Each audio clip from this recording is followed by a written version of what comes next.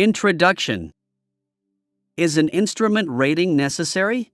The answer to this question depends entirely upon individual needs. Pilots may not need an instrument rating if they fly in familiar uncongested areas, stay continually alert to weather developments, and accept an alternative to their original plan. However, some cross-country destinations may take a pilot to unfamiliar airports and/or through high-activity areas in marginal visual or instrument meteorological conditions, IMC.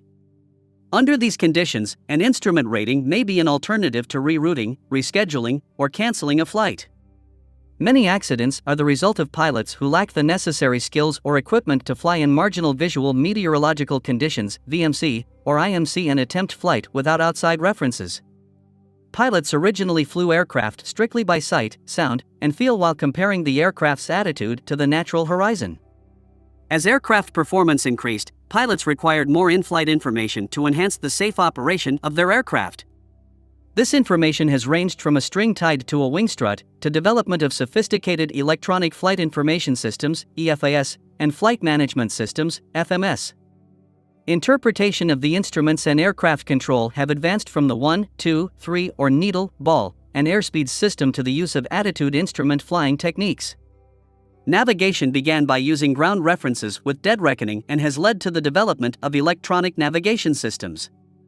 These include the Automatic Direction Finder, ADF, Very High Frequency Omnidirectional Range, VOR, Distance Measuring Equipment, DME, Tactical Air Navigation, TACAN, Long Range Navigation, LORAN, Global Positioning System, GPS, Instrument Landing System, ILS, Microwave Landing System, MLS, and Inertial Navigation System, INS. Perhaps you want an instrument rating for the same basic reason you learned to fly in the first place, because you like flying. Maintaining and extending your proficiency, once you have the rating, means less reliance on chance and more on skill and knowledge.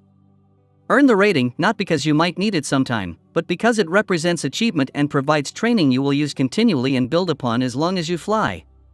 But most importantly, it means greater safety in flying. Instrument rating requirements. A private or commercial pilot must have an instrument rating and meet the appropriate currency requirements if that pilot operates an aircraft using an Instrument Flight Rules, IFR, flight plan in conditions less than the minimums prescribed for Visual Flight Rules, VFR, or in any flight in Class A airspace. You will need to carefully review the aeronautical knowledge and experience requirements for the instrument rating as outlined in Title 14 of the Code of Federal Regulations, 14 CFR, Part 61. After completing the Federal Aviation Administration, FAA, knowledge test issued for the instrument rating, and all the experience requirements have been satisfied, you are eligible to take the practical test. The regulations specify minimum total and pilot-in-command time requirements. This minimum applies to all applicants regardless of ability or previous aviation experience. Training for the instrument rating. A person who wishes to add the instrument rating to his or her pilot certificate must first make commitments of time, money, and quality of training. There are many combinations of training methods available. Independent studies may be adequate preparation to pass the required FAA knowledge test for the instrument rating. Occasional periods of ground and flight instruction may provide the skills necessary to pass the required test. Or, individuals may choose a training facility that provides comprehensive aviation education and the training necessary to ensure the pilot will pass all the required tests and operate safely in the National Airspace System, NAIS. The aeronautical knowledge may be administered by educational institutions, aviation-oriented schools, correspondence courses, and appropriately rated instructors.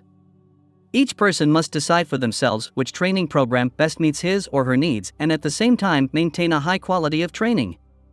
Interested persons should make inquiries regarding the available training at nearby airports, training facilities, in aviation publications, and through the FAA Flight Standards District Office, FSDO. Although the regulations specify minimum requirements, the amount of instructional time needed is determined not by the regulation, but by the individual's ability to achieve a satisfactory level of proficiency. A professional pilot with diversified flying experience may easily attain a satisfactory level of proficiency in the minimum time required by regulation. Your own time requirements will depend upon a variety of factors, including previous flying experience, rate of learning, basic ability, frequency of flight training, type of aircraft flown, quality of ground school training, and quality of flight instruction, to name a few. The total instructional time you will need, the scheduling of such time, is up to the individual most qualified to judge your proficiency, the instructor who supervises your progress and endorses your record of flight training. You can accelerate and enrich much of your training by informal study. An increasing number of visual aids and programmed instrument courses is available. The best course is one that includes a well-integrated flight and ground school curriculum. The sequential nature of the learning process requires that each element of knowledge and skill be learned and applied in the right manner at the right time. Part of your instrument training may utilize a flight simulator, flight training device, basic aviation training device, BATD, or an advanced aviation training device, AATD. This ground-based flight training equipment is a valuable tool for developing your instrument cross-check and learning procedures, such as intercepting and tracking, holding patterns, and instrument approaches. Once these concepts are fully understood, you can then continue with in-flight training and refine these techniques for full transference of your new knowledge and skills. Holding the instrument rating does not necessarily make you a competent all-weather pilot. The rating certifies only that you have complied with the minimum experience requirements, that you can plan and execute a flight under IFR, that you can execute basic instrument maneuvers, and that you have shown acceptable skill and judgment in performing these activities. Your instrument rating permits you to fly into instrument weather conditions with no previous instrument weather experience. Your instrument rating is issued on the assumption that you have the good judgment to avoid situations beyond your capabilities. The instrument training program you undertake should help you to develop not only essential flying skills but also the judgment necessary to use the skills within your own limits. Regardless of the method of training selected, the curriculum in Appendix B, Instrument Training Lesson Guide, provides guidance as to the minimum training required for the addition of an instrument rating to a private or commercial pilot certificate. Maintaining the instrument rating. Once you hold the instrument rating, you may not act as pilot in command under IFR or in weather conditions less than the minimums prescribed for VFR, unless you meet the recent flight experience requirements outlined in 14 CFR Part 61. These procedures must be accomplished within the preceding 6 months and include 6 instrument approaches, holding procedures, and intercepting and tracking courses through the use of navigation systems. If you do not meet the experience requirements during these 6 months, you have another 6 months to meet these minimums. If the requirements are still not met, you must pass an instrument proficiency check, which is an in-flight evaluation by a qualified instrument flight instructor using tasks outlined in the Instrument Rating Practical Test Standards, PTS. The instrument currency requirements must be accomplished under actual or simulated instrument conditions. You may log instrument flight time during the time for which you control the aircraft solely by reference to the instruments. This can be accomplished by wearing a view-limiting device, such as a hood, flying an approved flight training device, or flying in actual IMC. It takes only one harrowing experience to clarify the distinction between minimum practical knowledge and a thorough understanding of how to apply the procedures and techniques used in instrument flight. Your instrument training is never complete. It is adequate when you have absorbed every foreseeable detail of knowledge and skill to ensure a solution will be available if and when you need it. Chapter 1: The National Airspace System. Introduction. The National Airspace System, NAS, is the network of United States airspace, air navigation facilities, equipment, services, airports or landing areas, aeronautical charts, information/services, rules, regulations, procedures, technical information, manpower, and material. Included are system components shared jointly with the military. The system's present configuration is a reflection of the technological advances concerning the speed and altitude capability of jet aircraft, as well as the complexity of microchip and satellite-based navigation equipment. To conform to international aviation standards, the United States adopted the primary elements of the classification system developed by the International Civil Aviation Organization, ICAO. This chapter is a general discussion of airspace classification, en route, terminal, and approach procedures, and operations within the NAS.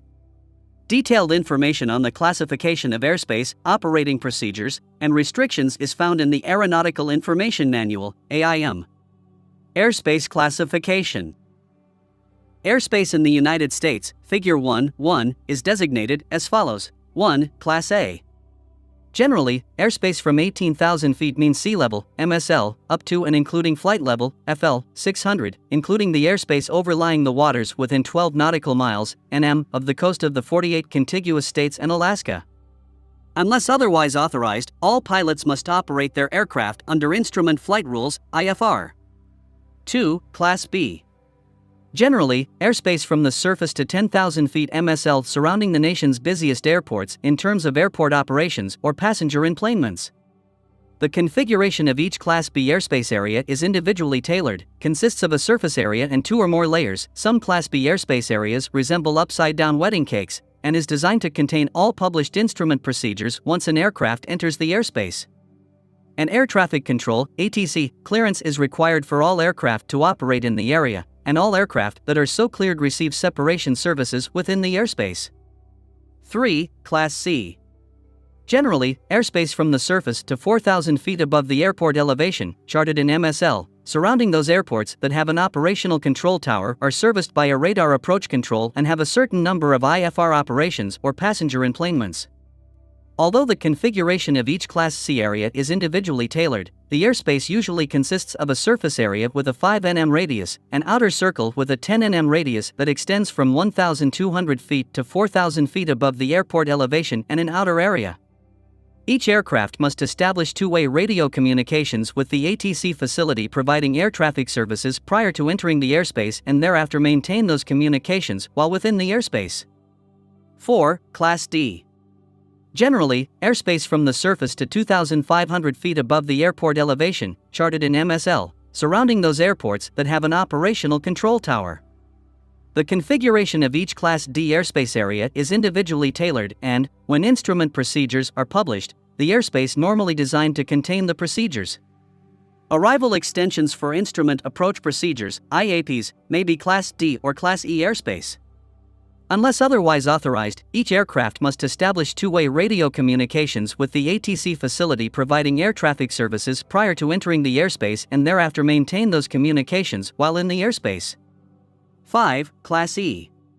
Generally, if the airspace is not Class A, B, C, or D, and is controlled airspace, then it is Class E airspace. Class E airspace extends upward from either the surface or a designated altitude to the overlying or adjacent controlled airspace.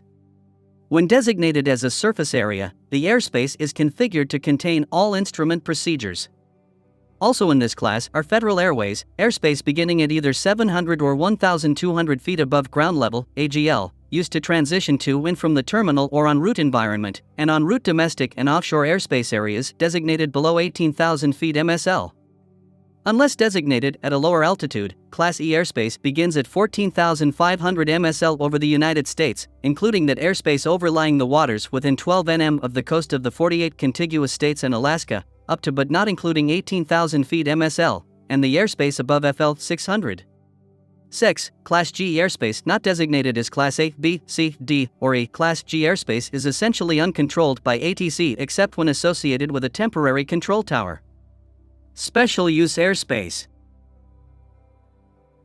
Special Use Airspace is the designation for airspace in which certain activities must be confined or where limitations may be imposed on aircraft operations that are not part of those activities. Certain Special Use Airspace areas can create limitations on the mixed use of airspace.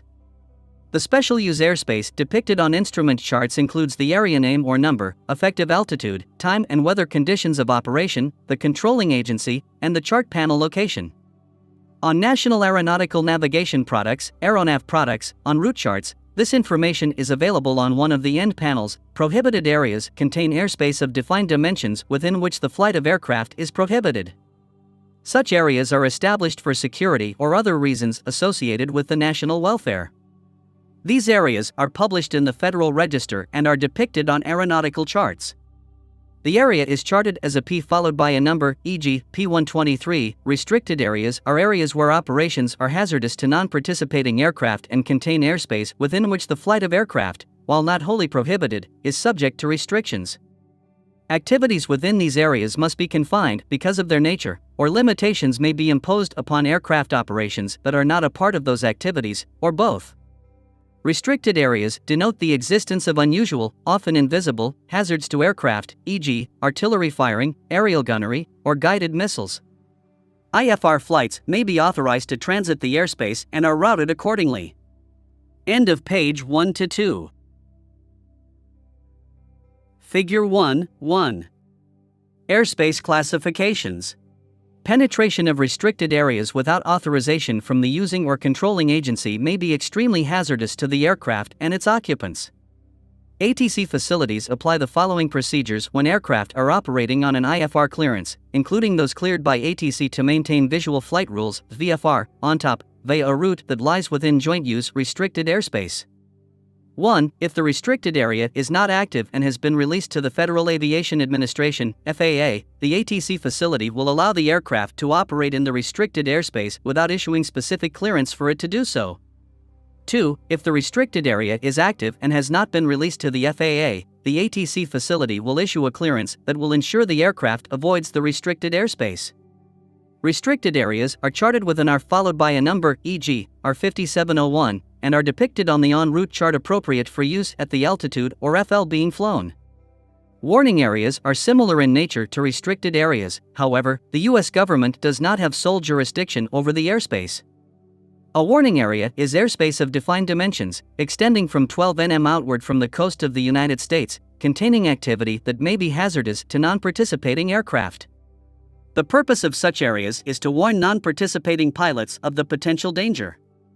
A warning area may be located over domestic or international waters or both. The airspace is designated with a W followed by a number, e.g., W123. Military operations areas, MOAs, consist of airspace with defined vertical and lateral limits established for the purpose of separating certain military training activities from IFR traffic. Whenever an MOA is being used, non-participating IFR traffic may be cleared through an MOA if IFR separation can be provided by ATC. Otherwise, ATC will reroute or restrict non-participating IFR traffic. MOAs are depicted on sectional, VFR terminal area, and on route low altitude charts and are not numbered, e.g., Boardman MOA. Alert areas are depicted on aeronautical charts with an A followed by a number, e.g., I123, to inform non-participating pilots of areas that may contain a high volume of pilot training or an unusual type of aerial activity. Pilots should exercise caution in alert areas. All activity within an alert area shall be conducted in accordance with regulations, without waiver, and pilots of participating aircraft, as well as pilots transiting the area, shall be equally responsible for collision avoidance. Military training routes, MTRs, are routes used by military aircraft to maintain proficiency in tactical flying. These routes are usually established below 10,000 feet MSL for operations at speeds in excess of 250 knots. Some route segments may be defined at higher altitudes for purposes of route continuity. Routes are identified as IFR, IR, and VFR, VR, followed by a number. MTRs with no segment above 1,500 feet AGL are identified by 4-number characters, e.g., IR 1206, VR 1207. MTRs that include one or more segments above 1,500 feet AGL are identified by 3-number characters, e.g., IR 206, VR 207. IFR low-altitude en route charts depict all IR routes and all VR routes that accommodate operations above 1,500 feet AGL. IR routes are conducted in accordance with IFR regardless of weather conditions. Temporary flight restrictions, TFRs, are put into effect when traffic in the airspace would endanger or hamper air or ground activities in the designated area. For example, a forest fire, chemical accident, flood, or disaster relief effort could warrant a TFR, which would be issued as a notice to airmen. NOTAM, National Security Areas, NSAs, consist of airspace with defined vertical and lateral dimensions established at locations where there is a requirement for increased security and safety of ground facilities. Flight in NSAs may be temporarily prohibited by regulation under the provisions of Title 14 of the Code of Federal Regulations, 14 CFR, Part 99, and prohibitions will be disseminated via NOTAM. Federal Airways. The primary means for routing aircraft operating under IFR is the Federal Airways system. Each federal airway is based on a centerline that extends from one navigational aid, navaid/waypoint/fix/intersection to another navaid/waypoint/fix/intersection specified for that airway. A federal airway includes the airspace within parallel boundary lines for NM to each side of the centerline. As in all instrument flight, courses are magnetic and distances are in NM. The airspace of a federal airway has a floor of 1,200 feet AGL, unless otherwise specified. A federal airway does not include the airspace of a prohibited area. Victor Airways include the airspace extending from 1,200 feet AGL up to but not including 18,000 feet MSL. The airways are designated on sectional and IFR low altitude en route charts with the letter V followed by a number, e.g., V23. Typically, Victor airways are given odd numbers when oriented north/south and even numbers when oriented east/west. If more than one airway coincides on a route segment, the numbers are listed serially, e.g. V287-495-500. Figure 1, 2, end of page 1-4. Figure 1, 2. Victor Airways and charted IFR altitudes. Jet routes exist only in Class A airspace, from 18,000 feet MSL to FL 450, and are depicted on high altitude en route charts. The letter J precedes a number to label the airway, e.g. J12 at area navigation, RNAV. Routes have been established in both the low altitude and the high altitude structures in recent years and are depicted on the en route low and high chart series. High altitude RNAV routes are identified with a Q prefix, except the Q routes in the Gulf of Mexico, and low altitude RNAV routes are identified with a T prefix. RNAV routes and data are depicted in aeronautical blue. In addition to the published routes, a random RNAV route may be flown under IFR if it is approved by ATC. Random RNAV routes are direct routes, based on RNAV capability, between waypoints defined in terms of latitude/longitude coordinates, degree distance fixes, or offsets from established routes/airways at a specified distance and direction. Radar monitoring by ATC is required on all random RNAV routes. These routes can only be approved in a radar environment. Factors that are considered by ATC in approving random RNAV routes include the capability to provide radar monitoring and compatibility with traffic volume and flow. ATC will radar monitor each flight, however, navigation on the random RNAV route is the responsibility of the pilot. Other routing. Preferred IFR routes have been established between major terminals to guide pilots in planning their routes of flight, minimizing route changes, and aiding in the orderly management of air traffic on federal airways. Low and high altitude preferred routes are listed in the Airport/Facility Directory, S/FD. To use a preferred route, reference the departure and arrival airports. If a routing exists for your flight, then airway instructions are listed. End of page 1-5. Tower En Route Control, TC, is an ATC program that uses overlapping approach control radar services to provide IFR clearances. By using TEC, a pilot is routed by airport control towers. Some advantages include abbreviated filing procedures and reduced traffic separation requirements. TEC is dependent upon the ATC's workload, and the procedure varies among locales. The latest version of Advisory Circular AC 90-91 North American Route Program (NRP) provides guidance to users of the NAS for participation in the NRP. All flights operating at or above FL 290 within the conterminous United States and Canada are eligible to participate in the NRP, the primary purpose of which is to allow operators to plan minimum time/cost routes that may be off the prescribed route structure. NRP aircraft are not subject to route-limiting restrictions, e.g., published preferred IFR routes, beyond a 200 nm radius of their point of departure or destination. IFR En Route Charts. The objective of IFR en route flight is to navigate within the lateral limits of a designated airway at an altitude consistent with the ATC clearance. Your ability to fly instruments safely and competently in the system is greatly enhanced by understanding the vast array of data available to the pilot on instrument charts. Aeronav Products maintains and produces the charts for the U.S. government. En route high-altitude charts provide aeronautical information for en route instrument navigation at or above 18,000 feet MSL. Information includes the portrayal of jet and RNAV routes, identification and frequencies of radio aids, selected airports, distances, time zones, special use airspace, and related information. Established jet routes from 18,000 feet MSL to FL 450 use nav aids not more than 260 nm apart. The charts are revised every 56 days. To effectively depart from one airport and navigate en route under instrument conditions, a pilot needs the appropriate IFR en route low-altitude charts. The IFR low-altitude en route chart is the instrument equivalent of the sectional chart. When folded, the cover of the Aeronav Products en route chart displays an index map of the United States showing the coverage areas. Cities near congested airspace are shown in black type and their associated area chart is listed in the box in the lower left-hand corner of the map coverage box. Also noted is an explanation of the off-route obstruction clearance altitude, or OCA. The effective date of the chart is printed on the other side of the folded chart. Information concerning MTRs is also included on the chart cover. The en route charts are revised every 56 days.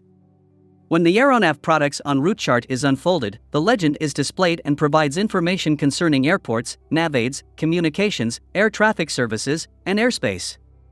Airport information. Airport information is provided in the legend, and the symbols used for the airport name, elevation, and runway length are similar to the sectional chart presentation. Associated city names are shown for public airports only. FAA identifiers are shown for all airports. ICAO identifiers are also shown for airports outside of the contiguous United States. Instrument approaches can be found at airports with blue or green symbols, while the brown airport symbol denotes airports that do not have instrument approaches. Stars are used to indicate the part-time nature of tower operations, automatic terminal information service, ATIS, frequencies, part-time or on-request lighting facilities, and part-time airspace classifications. A box after an airport name with a C or D inside, e.g., indicates Class C and D airspace, respectively, per Figure 1.3. Charted IFR altitudes. The minimum en route altitude, MEA, ensures a navigation signal strong enough for adequate reception by the aircraft navigation, NAVI, receiver and obstacle clearance along the airway. Communication is not necessarily guaranteed with MEA compliance. The obstacle clearance, within the limits of the airway, is typically 1,000 feet in non-mountainous areas and 2,000 feet in designated mountainous areas. MEAs can be authorized with breaks in the signal coverage. If this is the case, the Aeronav Products en route chart notes MEA gap parallel to the affected airway. MEAs are usually bidirectional, however, they can be single-directional. Arrows are used to indicate the direction to which the MEA applies.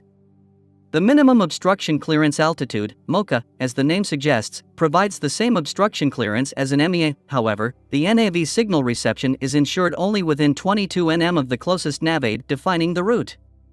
The MOCA is listed below the MEA and indicated on Aeronav Products charts by a leading asterisk, e.g., asterisk 3400, see Figure 1.2, V287 at bottom left. The minimum reception altitude, MRA, identifies the lowest altitude at which an intersection can be determined from an off-course navaid. If the reception is line-of-sight based, signal coverage only extends to the MRA or above. However, if the aircraft is equipped with distance measuring equipment, DME, and the chart indicates the intersection can be identified with such equipment, the pilot could define the fix without attaining the MRA. On Aeronav Products charts, the MRA is indicated by the symbol and the altitude preceded by MRA, e.g., MRA 9300. Figure 1.2, end of page 1-6. Chapter 1 Part 2 is coming soon.